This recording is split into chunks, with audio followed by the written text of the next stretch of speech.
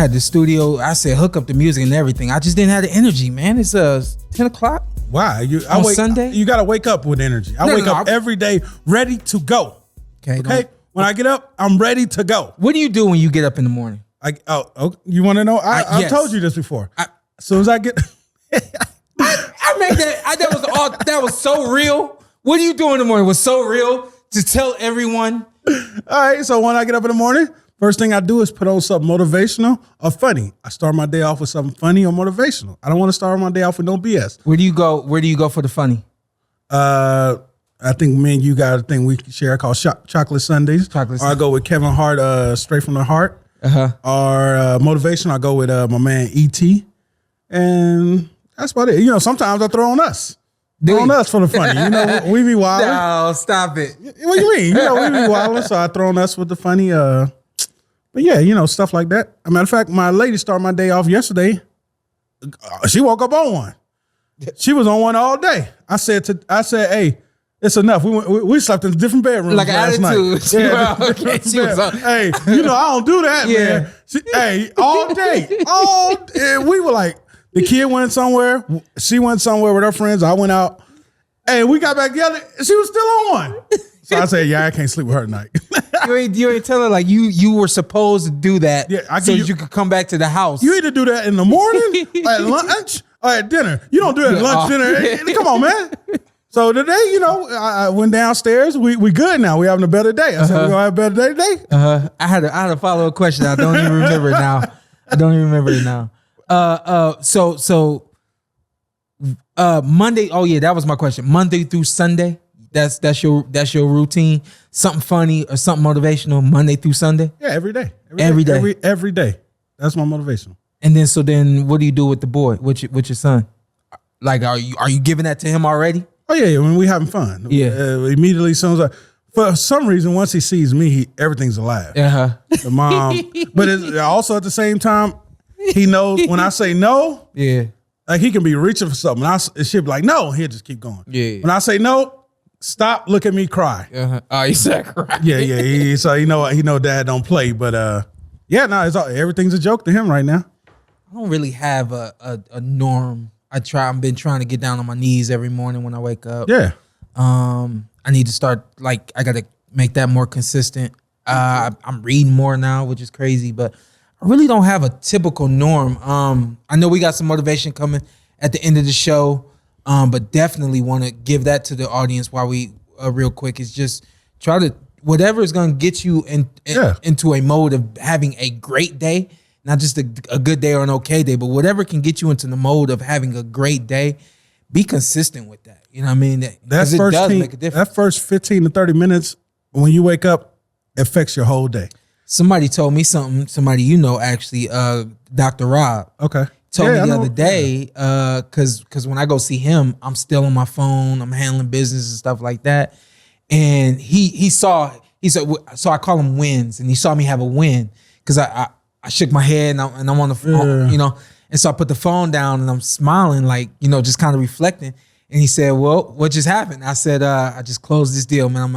I'm excited about that one. That one right there, I've been working on. Mm-hmm. And he said, well, that must have been the big one. I said, well, actually, I got another meeting when I leave here. And he said, is that meeting bigger than the meeting than what you just finished? I said, yeah, actually it is.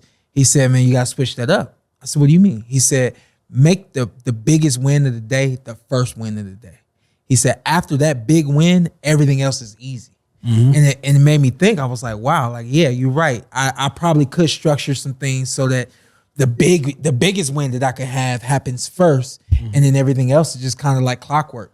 And that's what you want to do. You want to get yourself into a position where, like you said, like you wake up and it's either motivation or it's funny, and after that, like everything else becomes easy. Yeah.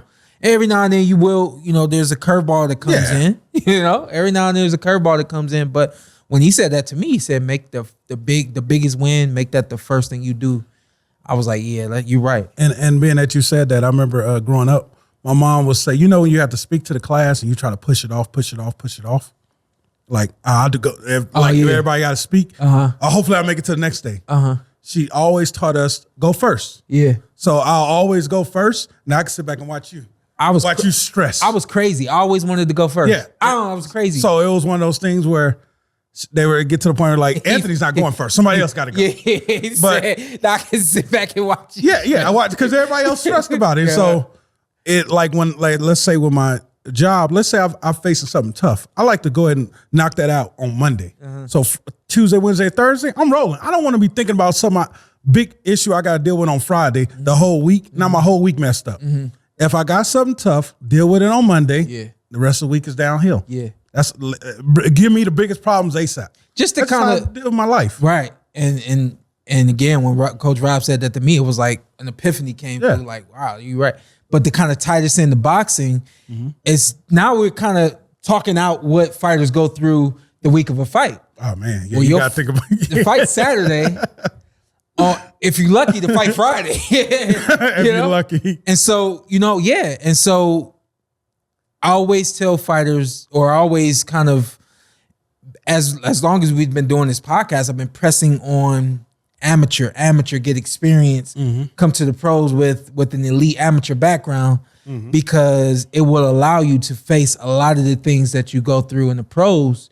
You kind of have a rhythm and a routine from the amateurs, And so just to kind of flip that whole conversation back to the boxing world, it's like if we talking about you do plumbing and you say, man, I got the big job on Monday. I try to do the big on Monday. If you're a fighter, you can't do the big job on Monday. So just imagine what a lot of fighters go through in terms of trying to manage emotion, manage mentality, manage physicality with losing weight and things like that, all the way up until Friday, of course, the weigh-in, and then Saturday being the fight. I got into a routine of wanting to be by myself because I didn't want anybody around me that would laugh too hard. I didn't want you to laugh too hard. I didn't want you to be too serious. You know what I mean? So it was like, if I'm by myself, then I can manage myself by myself. But if I gotta, deal with 3 or 4 other people around me all the time, that might get me off of my focus that I have, or whatever the case may be. And being your friend, you saying that, I literally didn't know how to manage you on fight weeks. Yeah. I didn't know if I should come with the funny, should I be serious? So I just I really didn't deal with you besides sending you some text. I really didn't bother you too much because I didn't know. Didn't know. You don't know how you guys are feeling. I know some people don't care. Carson don't care. You would send me some messages from sometimes, and I'd be like, I was always rocking with it. Then you send me a message sometimes, I'm like, what is this dude talking about? Yeah, exactly. I want to deal with this right now. You know what I mean? Yeah. But you got people like Carson, he don't care. Yeah. Carson's going to be Carson. I don't care if you got to fight the greatest person in the world. Yeah. Hey, your shoes is trash. Yeah. But I guess that's, what you're getting with some people. Yeah. But I try to consider you going through an emotional time right now. This is go ahead. When Genuine, just made me think right quick. When Genuine said, I asked him if he watches boxing before a fight or before he does his shows or anything like that. He said, I either watch boxing or I listen to or watch rap battles. Yeah. I was like, it was so confusing. It was confusing. But this would probably surprise a lot of people. Before my fights, I was either watching Twilight Zone, the old school show from the 40s. Oh, okay. No, I was later than that. Yeah, like around the 40s. But old school Twilight Zone or football. Way off base from boxing. Greatest hits or something? Huh? Football greatest hits? It was, if I was boxing around the fall, I was watching whatever was on. Oh, you're just watching the game. Oh, yeah, because I walked in your room that time. I got kicked out. It was Ohio State playing. Yeah, I'm just watching a game, and my whole thing with that was I knew that I would be in such a state of focus that I didn't want to have to focus on something else. So if I'm watching a new movie, I've never watched this movie before, I'm going to put more focus into this movie, or I'm going to be pulled away from the movie because of my focus on boxing, and I'm going to miss it. Mm-hmm. And so I knew with football, it didn't matter who was winning the game. Okay, I'm just watching. But it was still competitive, you know what I mean? Yeah. But Twilight Zone, I've watched every episode so many times, it became more like background noise, but entertainment because I still love the show, So that's how I was able to kind of manage myself before fights. It was either Twilight Zone because I was like I could tune in when I wanted to, I could tune out when I wanted to, or football because I love football.